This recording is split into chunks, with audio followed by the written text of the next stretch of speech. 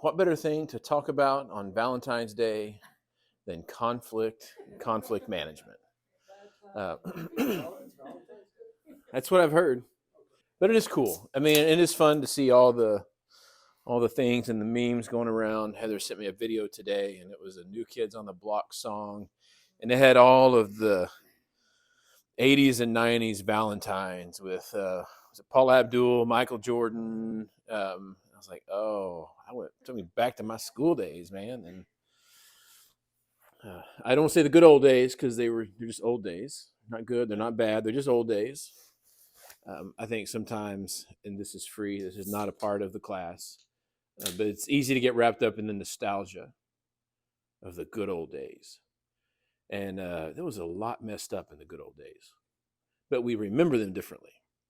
And sometimes we can compare that to today, and we think today is just really messed up. And the truth is, every generation is just really messed up, just in their own unique ways. So, just the old days.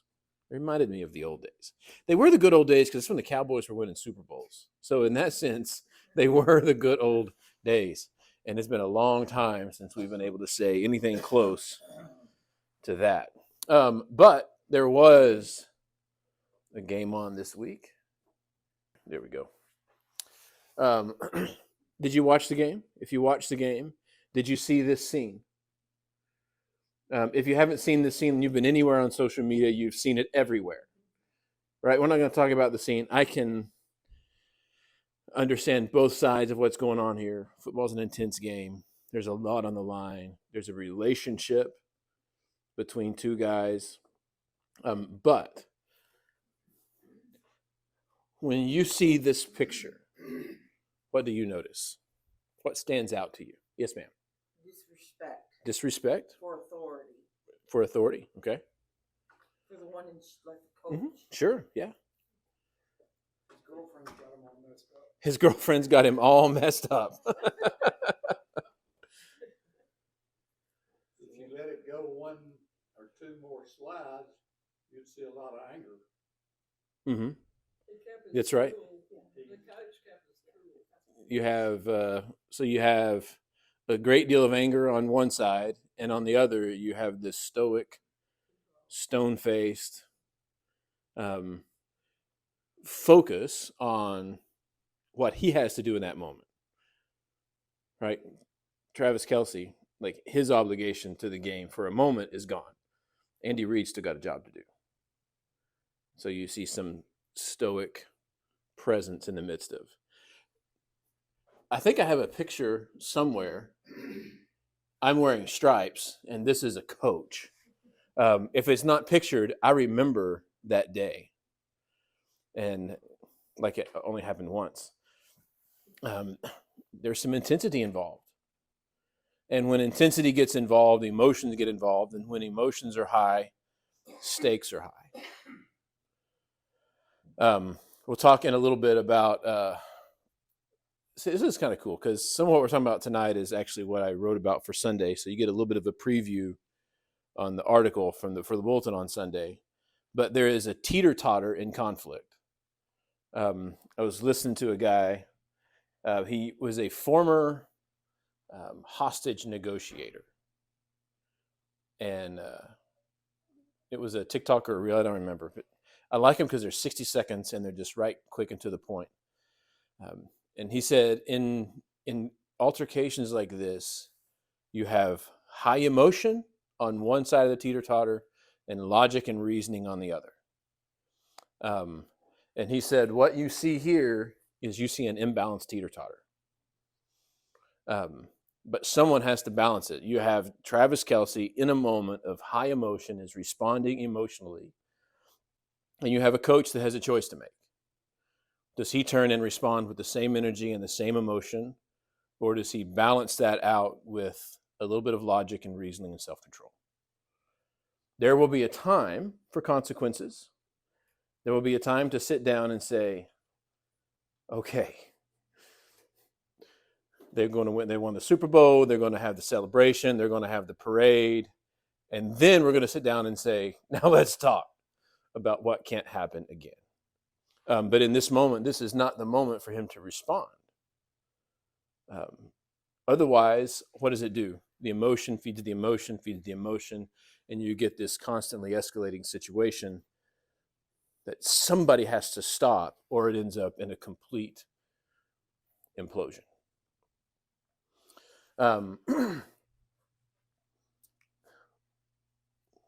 What do we do with conflict? If you read, there's a few scriptures here that we're going to think about as we talk about this evening. 1 Corinthians chapter 13 and verse 5, love is not rude, it is not self-seeking, it is not irritable, and it does not keep a record of wrongs. That's going to be important. Let all bitterness, Ephesians chapter 4 and 31, let all bitterness, anger, wrath, shouting, and slander be removed from you, along with all malice, and be kind and compassionate to one another, forgiving one another, just as God also forgave you in Christ. And in James chapter 4, what is the source of wars and fighting among you? Don't they come from your passions that wage war within you? You desire and you do not have. You murder and covet and cannot obtain. You fight and wage war. You do not have because you do not ask. You ask and don't receive because you ask with wrong motives, so that you may spend it on your pleasures. You adulterous people, don't you know that friendship with the world is hostility toward God? So whatever wants to be the friend of the world becomes the enemy of God. Or do you think it's without reason that the scripture says, the spirit he made to dwell in us envies intensely, but he gives greater grace? So with those things in mind, let's talk about conflict. First thing is, if you are in a relationship, there will be conflict. There will be tension. There will be friction. It's natural. If there's not, then that isn't. I would say it is more of an indication when people don't have arguments than it is when they do. If someone says we don't ever have any disagreement, like, well, you're either not growing or you're lying. Because as we grow, we're going to have points of conflict. Or you're only in a relationship with yourself. But even when I'm in a relationship with myself, I have conflict with myself. Like, I'm in conflict right now with myself because I love sugar. Heather brought home a pecan pie today, a piece of pecan pie that someone gave to her for Valentine's Day, and she can't eat it because it's got a regular crust. And so she brought it home, and I said, why would you bring that home to me? Like, I can't eat it. I can't eat it because I'm taking a class on addictions counseling, and one of our assignments is to give up sugar for the 15 weeks of the class. And I have to report every time I fail. I have an accountability group. We have a group therapy session that meets every week that treats it just like we are coming off of drugs or alcohol addiction. We go through the same process, and I have to be accountable to that group. And I've done pretty well. I did have a brownie at our Super Bowl party at our small group. It just kept staring at me. And it kept staring at me. Every time I walked by, I was like, man, that looks good. But you know what? I only had one. You know what the temptation was? The temptation was to say, well, I ate one. The habit's already broken. I already have to start over. I may as well have to start over after 7 brownies and not just one. But I didn't. I just had one. She brought that home. And, I have this conflict. Like, I really want that pecan pie. It's not going to be good in 10 weeks. 10 weeks. Good grief. It's not going to be good in 10 weeks when this exercise is over. So we find ourselves in conflict even with ourselves. You're going to be in conflict with your children. You're going to be in conflict with your spouse. You're going to be in conflict with your coworkers. You're going to be in conflict with your boss. You're going to be in conflict with people that you are in. There is conflict anywhere people are. Because we are all different. We have different desires, different motivations, different wants, different needs. And so there's going to be conflict, and that conflict is going to lead to disagreements. It's going to lead to, I like to call them moments of intense fellowship. At least in marriage, that's what I like to call them. Because they aren't fights unless we allow them to turn into fights. So we're going to have those. So what do? First thing is this, and that is fight fair. So how do we fight fair? What does that strike in your mind when I say fight fair? Listen. Okay, I like that. So you're negotiating within the context of expectations, right? Biblical expectations. Yeah. And I think staying within the confines of what is expected, I think, is really important. It's not manipulative, No. but it's recognizing that we have a desired end that we're working towards. What else? No name calling. That's not fair to call names. And I know nobody in this room would ever call anyone else a name, not even in jest. Don't start a sentence with your mother.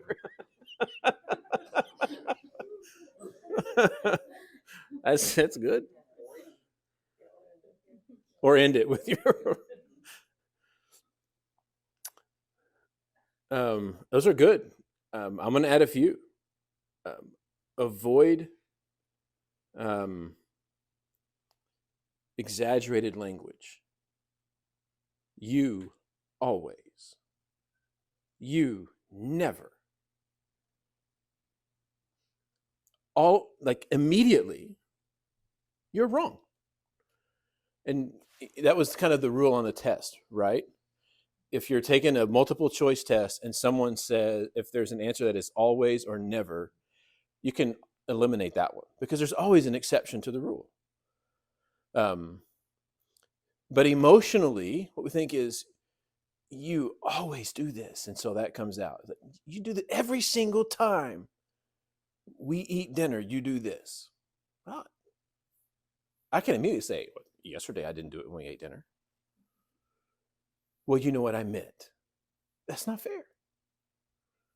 That's not fair. The other part of fighting fair is bringing up things from the past that have already been put away, right? So here's the thing.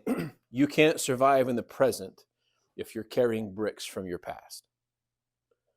And a lot of times we bring bricks from the past, and not only are we bringing them into fights, we're carrying them around all day long. And it's almost like we're just looking for a reason to bring it back up. I love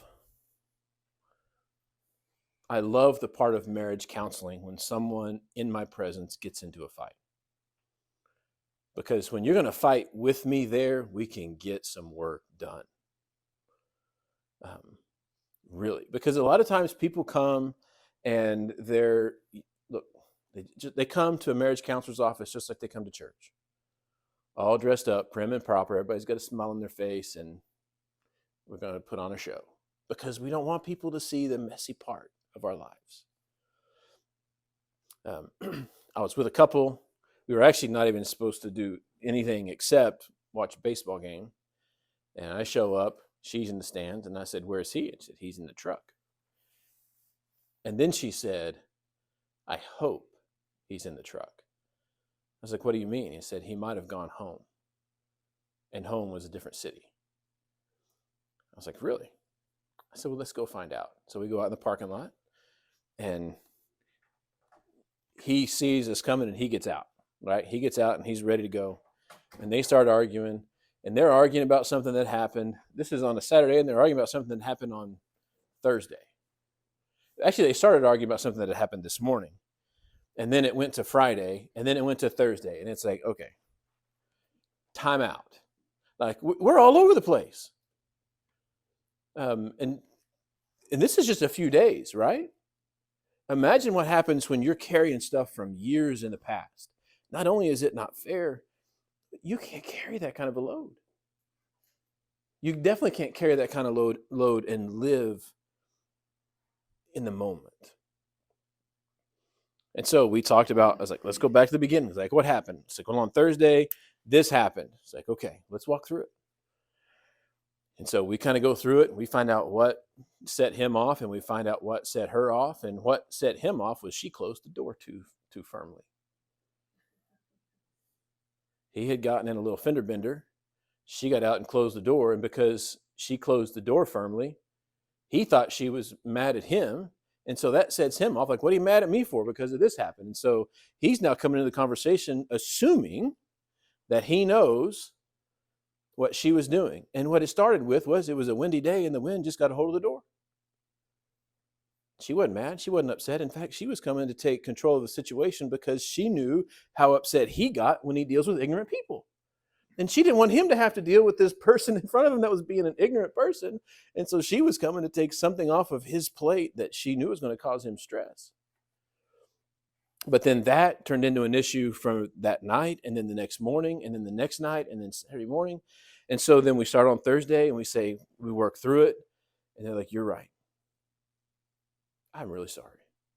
I should have handled that differently. So, okay, let's talk about Friday. We talk about Friday morning and we get that settled. And then we talk about on Friday night, and we're going through Friday night, and he says, it's just like what happened on Thursday. And it's like, hang on. What's the rule? When we bury hatchets, we don't leave the handle sticking out. That's the old Garth Brooks song, right? We bury the hatchet and leave the handle sticking out. Why do you leave a handle sticking out if you bury the hatchet?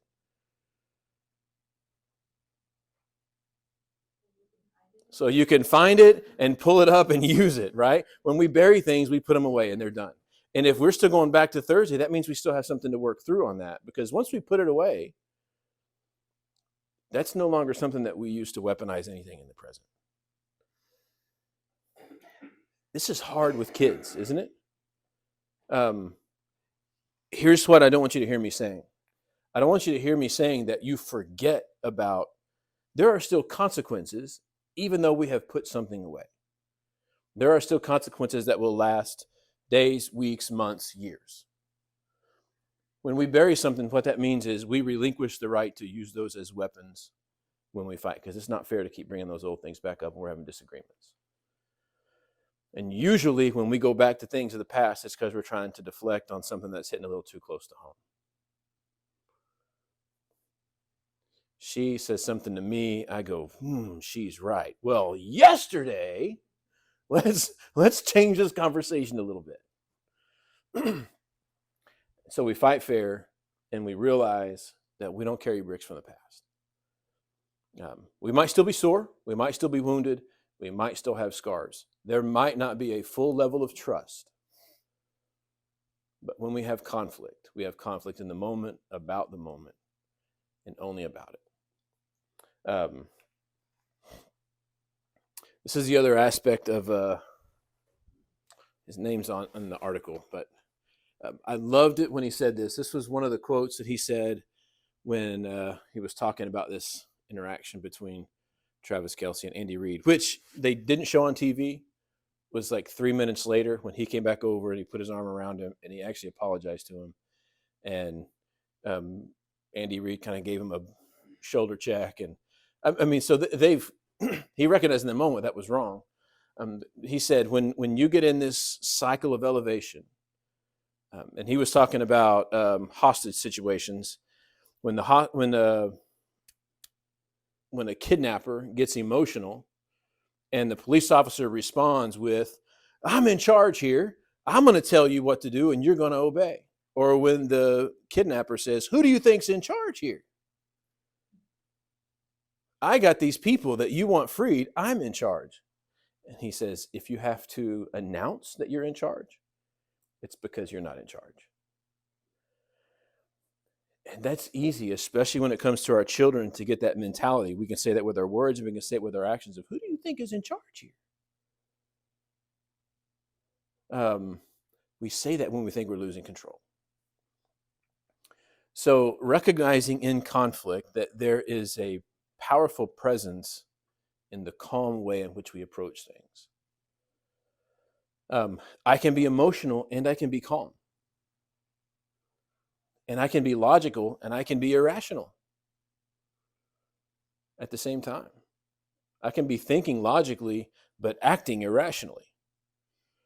And so there has to be this presence that we are focused on that de-escalates the situation and leads by example.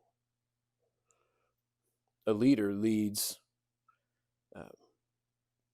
with the way they behave, with the way they respond. Rarely will you see someone, a godly leader, have to announce their position as leader. You can see it like sometimes just when people walk in a room,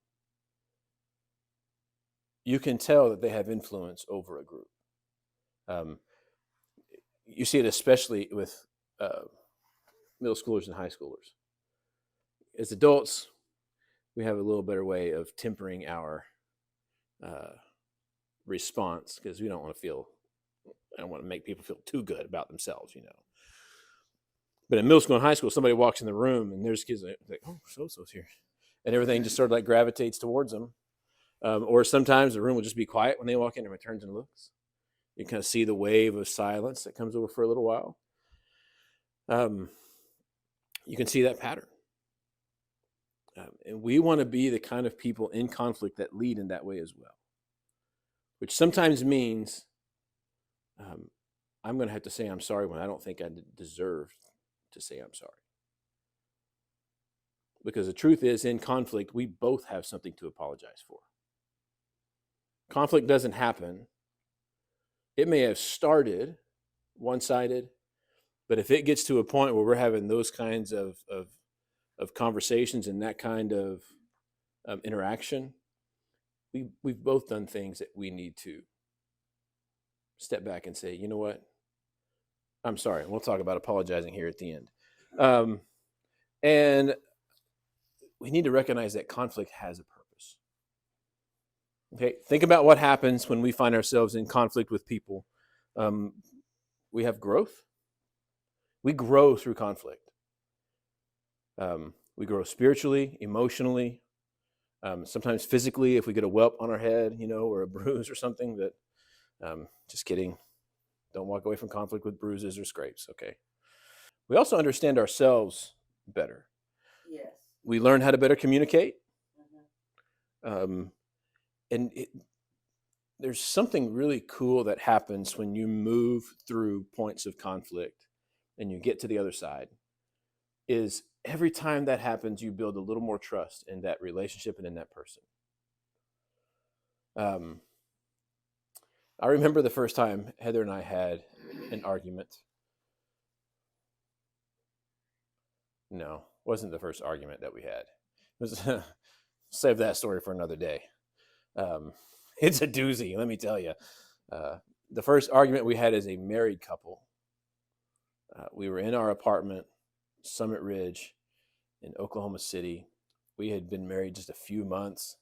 I don't remember what we were arguing about. Do you? No? You don't carry that brick. Okay. That's one brick we've put down. Hey, it's progress. No.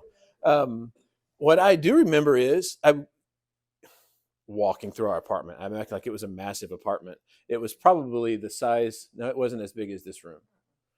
The whole thing was not as big as this room. But we were arguing about something, and I walked through because I'd left something in my car. It was not particularly a safe place to leave things of value. So I walked in, I grabbed my keys, and I walked out of the door.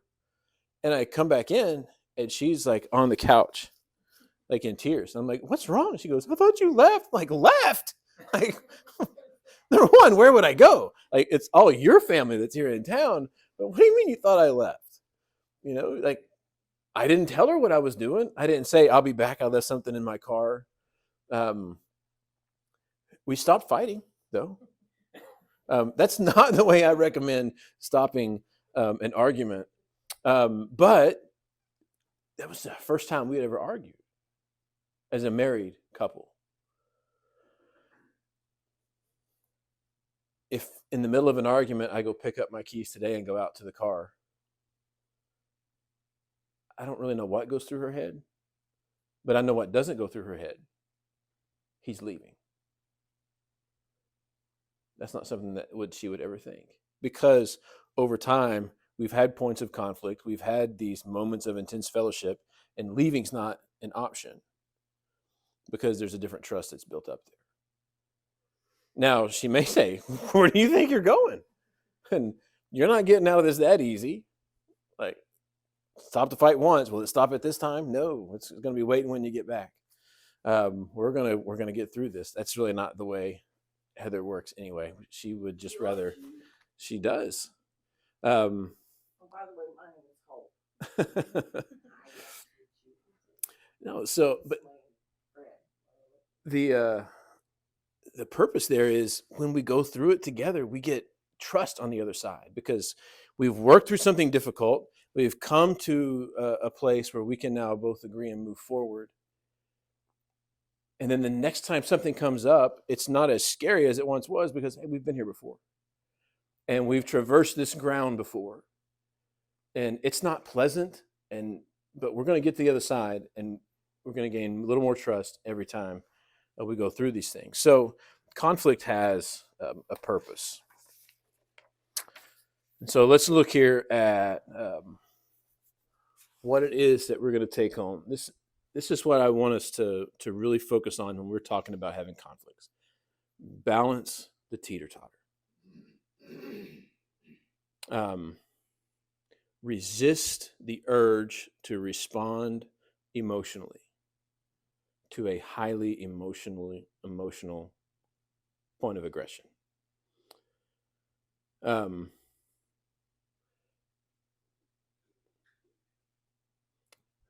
You see this at every phase of life with your kids and with your spouse. Think about toddlers. What does a highly emotionally charged situation, point of conflict look like with toddlers? Maybe a hissy fit, maybe throwing toys, maybe throwing themselves down on the ground and screaming and kicking. And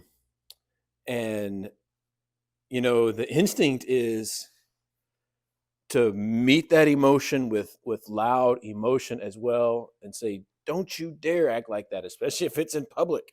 I mean, I don't remember our kids ever doing that publicly. We had strict rules about how we behaved in public and at grocery stores and stuff. But I mean, they tried at home. And maybe we snuffed it out enough at home that they were too afraid to try it in public. I don't know. Or maybe they just never had the opportunity. But there's times where it's going to be embarrassing.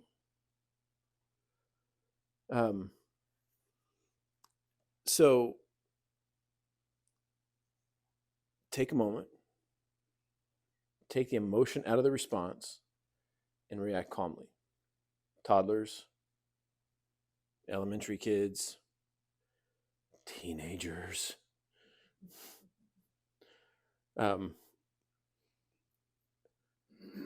Jody was the one that reacted emotionally in our house. Dylan kind of just shut down. Dustin got in trouble. He got in trouble quietly, I think. I know, like, we're hearing stories about some of the stuff now that he's 23, 24, just turned 24. Yeah. It's crazy. He and his buddies will get around. They'll start telling stories. I'm like, I don't really think I want to hear these stories. But Jody, man, she would go slam doors. And one time, we had a rule: if you slam doors, the door gets taken off the hinge. And so she slammed her door, and I just went in and just took it off the hinge. Like, what are you doing? Like, you know what I'm doing. Like, we have had this rule. You slammed it once, and we said this was it, and this is the consequence. So she lived without a door for a little while. And then what were we watching just the other day where they would close the door, like pretend to slam the door, then go scream in a pillow? I don't remember. It may have been a reel or something, but it was this, teenage girl that she goes through and she like fake slams the door, and then she goes to her bed and puts her face in the pillow and goes, so she could like express herself quietly. And so Heather sent that to Jody, and she goes, "Oh my goodness, that was like every day." Like, Because there was a time where it was just she was pressing against all those boundaries that we had, and she was trying to figure out who she was and who we were and what she could do. And she didn't think some things were fair. She thought we were too strict in some areas. Um, and I mean, she and I butted heads because we were so much alike that we butted heads a lot.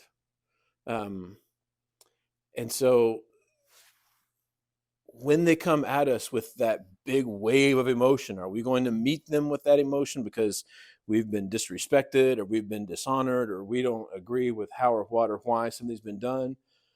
Or do we have the ability to just stand there in the face of that and just say, when you're ready to have an intelligent conversation, we can talk. But then they go storming off. And do we go storming after? Or do we let that kind of simmer for a while and then go in and say, okay, let's have a little chat about how we do and how we don't respond to some things. Somebody has to be the one to balance the teeter-totter. And sometimes you may, and most of the time, I am always in the right. As far as I am concerned, I am always in the right. But I have to put myself aside for the sake of the moment, for the sake of the relationship, and ask myself, what's the best way to respond? Because in the event I'm wrong, it is so much harder to back up and relay those tracks once you've kind of moved down and you've responded in one way or another. So the other metaphor that I really like, which Dr. John Deloney uses, is if you're in a car, your front tires of your car are thoughts and actions, and the rear tires is the physiology, that gut reaction that you want to respond with. He said, usually when you're going through life, you can react the way your gut tells you to react. You can react instinctively.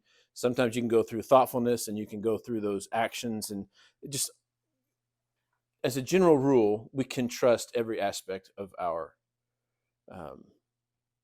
DNA, of our genetics, to respond to most things. He says, but what happens when the road gets icy? When the road gets icy, if you're allowing your physiology to determine those points of conflict, if your physiology is determining how you respond to people that you're in conflict with, you're going to spin out. And so you have to allow the front wheels of your car, the steering mechanism of your car, the one that guides you, to be the thoughtful process of putting emotion aside. We don't put it away because we can't put it away, but we can set it to the side for a moment and allow our thoughts control our actions. Yes, ma'am. In other words, we don't let, like, let's say with surgeons, with Right. person they're treating. Got to be present in the moment in a little different way, right? Exactly. Yeah. Like you see in Chicago Hope. Mm-hmm. It takes a different level of maturity to put those things to the side Exactly. and to step up. Know your opposition. And our tendency is to turn the person we're talking to into the enemy. We mentioned this a couple of weeks ago. Paul says your enemy is not against flesh and blood, but against the rulers and authorities, the principalities in the heavenly realms. And how often, even in circles of Christianity, do you see Christians turn on each other and treat each other as the enemy? And then Satan looks back and goes, fighting the right war on the wrong front. You're fighting the right war on the wrong front. And they're destroying each other. And in the meantime, the enemy goes unopposed. And so frequently what happens in conflict, because we don't fight fair, because we start, even if we don't start name calling, we can name call without name calling. Like, I don't know why you're acting so crazy. You calling me crazy? I didn't say you're crazy. Yeah, you did. I said you're acting crazy. That's semantics. You know what I meant. I meant to say you're crazy, but you can't say you're crazy because then you can't defend yourself. So you'll say you're acting crazy.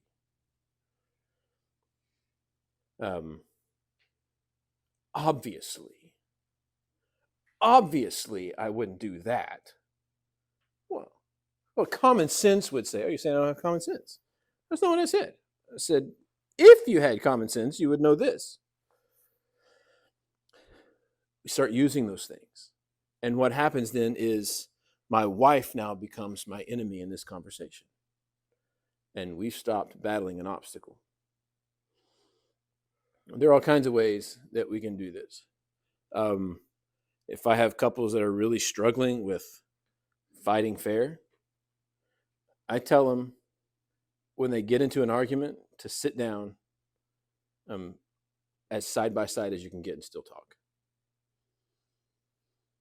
Because even just with body posture, if I'm having a conversation with Neil and it gets intense, now then all of a sudden we are adversarial towards one another. And I start seeing him as my opposition. But if we're trying to uncover something and we sit here, because I can still see his face, I can see his expression, he can see mine, but now together we're looking at what it is that we're fighting against. So that's a physical thing that you can do. And you can do that with your kids. It works at work. One of the most genius things that was ever given to me by one of our consulting firms, they came in and they said, we advise every one of our managers to put a mirror behind their desk. It's like, that's weird. And he said, think about it. If you're sitting at your desk and the customer is sitting across from you, they're looking at you and they can see their reflection in the mirror. Do you know how hard it is to be angry and upset when you can see what you look like in the mirror? And I would see people physically completely change their demeanor because they would go like, look, and like, all I'm saying is, and like everything would change. Part of the problem in that is the posture was all wrong, because if I had a conversation with someone standing in the lobby, as opposed to coming into the office and sitting across the desk, now it's me and the desk and them over there. And now then we're fighting against one another and we are adversaries because I'm working for the man and all you want's my money and you already got my $75,000 automobile and now you're wanting to take more for this and this and this. When I was at Saturn, they weren't $75,000. When I was at Cadillac, they were. But either way, it was a lot of money for a car that was broke. If it wasn't broke, they wouldn't be in our shop. So we have those ways of removing that adversarial tension. Posture, positioning matters. And when you can't get past it, use that to change your mindset, because we aren't enemies. We are in this together, even when we don't see things eye to eye. There's been a lot of stuff Heather and I haven't seen eye to eye lately. I've used this example before too. We're remodeling a house. It's brutal. It is brutal. And it's brutal because we have very different tastes and ideas and thoughts about how things should and could and will be done. Heather gets her construction ideas from Pinterest and YouTube. She goes, well, it's really easy. You just do it this way. I was like, oh yeah, how did you know? Well, this guy on YouTube. Yeah, well, that guy on YouTube's got $75,000 worth of tools. I've got $75 worth of tools at my disposal right now. And that makes a big difference. If you got the right tools, you can do a whole lot of things. If you got the right resources, you can buy a whole lot of things, or you can pay to have a whole lot of things done. We have different ideas about what colors things should be, about where things should be hung, where things should be positioned. But what we realize is we're not enemies. We're not fighting against one another. We are together. That's right. And together we're trying to overcome an obstacle. Yeah, Winston. Have I considered a mirror wall? Yeah. I have considered a mirror wall. I hear that's frowned upon in homes, though. They say it looks odd and people are uncomfortable when they walk into it. Go back to what was the 70s where they had all the mirrored stuff, right? That's my next project, babe. Mirrored walls. Thanks a lot, Winston. She says. Pay attention to your body language. Pay attention to your tone. So much of our miscommunication comes from body language and tone. Aaron and I were having a conversation about something on Monday, and I said, and I went like this when I was saying, but you can't do this, you can't do this, and he was like, hey, look, all I'm saying is, like, why are you getting defensive? Can I finish? And he goes, well, you're pointing at me, and I was like, well, let me just do this then, because I wasn't really pointing at you. I was just, listing things off. And there are some cultures where it's rude to point. When we would go to Honduras, like, we would be in these little villages, and at night there's no street signs. There are street names, ironically, but there are no street signs. And so it would say, do you know where this building is? And they wouldn't say, yeah, go down there and turn. They would say, follow me. Or they would go, it's over there. It's like, can you?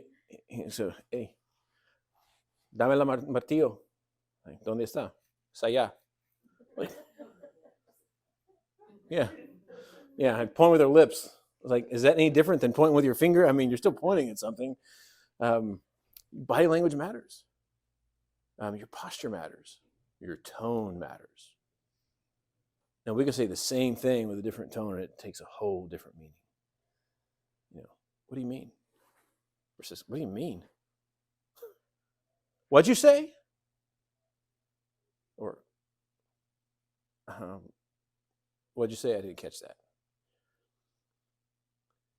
And when we change our tone, so much changes in the way that we communicate. And when we react emotionally, sometimes we lose control of our tone. And the last thing is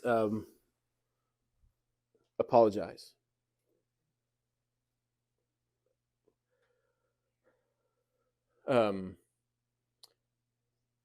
Apologizing doesn't make you weak. Apologizing doesn't mean you lost the battle. Apologizing isn't surrender. Just a moment. And apologizing is a form of recognizing maturity and humility when it's done genuinely, which is, I'm really sorry that you got upset at that. That is not a genuine apology. I am sorry I made you feel that way. I did not mean to make you feel that way. I'm really sorry. And what doesn't need to follow is, what I meant to say was, no, just, how can I clarify that? Like, do you understand that? I'm sorry I made you feel that way. I did not mean to generate that kind of a reaction in you. I'm sorry that I didn't do this, or this. Like, I said I was going to do the dishes. I'm sorry I didn't do the dishes. I'm sorry I didn't do that. It's not, I'm sorry you were hurt. I'm sorry you were offended. I'm sorry you were upset. It's not, I'm sorry you.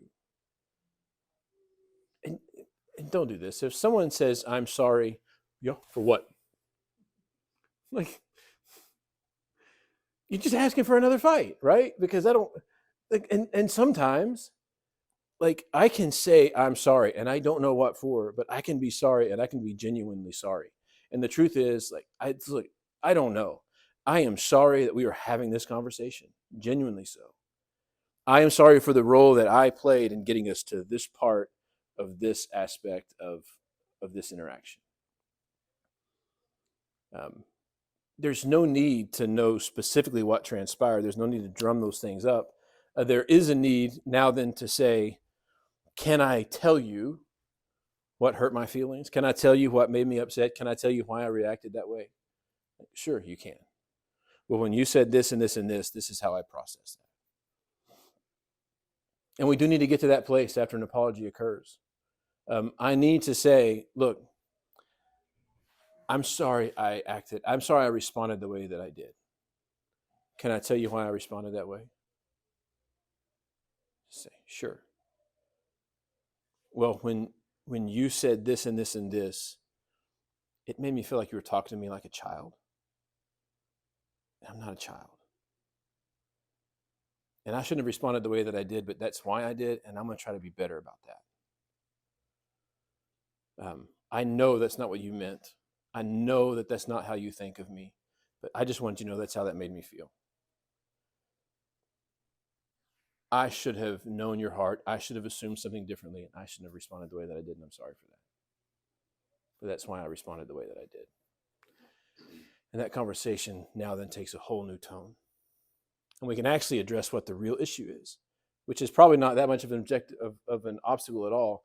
It's about how we talk to one another and how we approach one another and how we recognize the needs that we both have. Let's pray. God, we thank you for the day and for the time that you've given to us. We thank you for your love and for your faithfulness and for how far you have come to redeem your people. We pray that as we go about our lives this week, that we would strive to be holy, that we would strive to live in your will, and that we would allow your Spirit to work within us and to shine from us. May people know who you are when they see the way that we live. May they come to know your grace and your mercy and your love as they encounter us as your ambassadors. Help us to follow where your Spirit calls us this week, have the boldness to proclaim the good news of your Son and our Savior, in whom we ask these things. Amen.